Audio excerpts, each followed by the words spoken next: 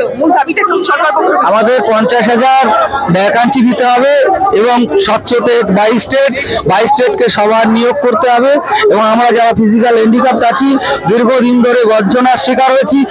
দীর্ঘ দিন ধরে, যেমন আমি বলতে চাই, আমি 14 সালে পরীক্ষা দিয়েছি কিন্তু আমি পাস করিনি, কারণ সেখানে অস্বচ্ছতা ছিল, স্বচ্ছতা ছিল না।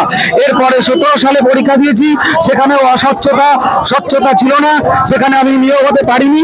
এরপর 22 সালে যখন গৌতম বাবু বলেছিল স্বচ্ছ টেট হবে, সেই সময় কিন্তু আমরা পাস করেছি এবং পাস করার পরে আর কোনো 4 বছর হয়ে গেছে, 2 বছর হয়ে গেছে, কিন্তু এখনো পর্যন্ত আমাদের নিয়োগের যে প্রতিশ্রুতি দিয়েছিলেন পর্ষদ থেকে, সেই পর্ষদ কিন্তু নিয়োগের প্রতিশ্রুতি পালন করেনি।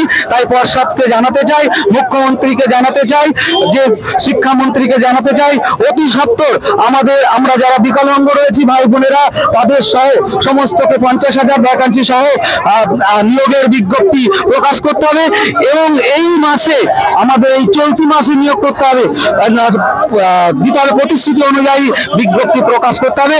এটাই আমাদের দাবি।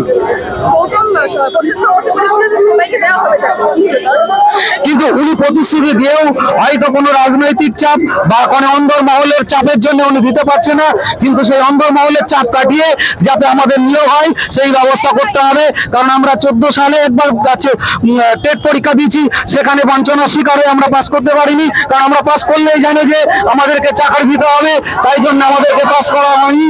এরপরে আমরা 17 সালে দিয়েছি, 17 সালে পাস করতে পারিনি, কিন্তু স্বচ্ছ স্টেট এই 22 স্টেট হয়েছে, যেখানে আমরা ওই মার্কশিট বাড়িতে নিয়ে যেতে পারছি, এখানে ওনারা আর কাজশুদ্ধি করতে পারেনি, তার জন্য আমরা পাস করেছি।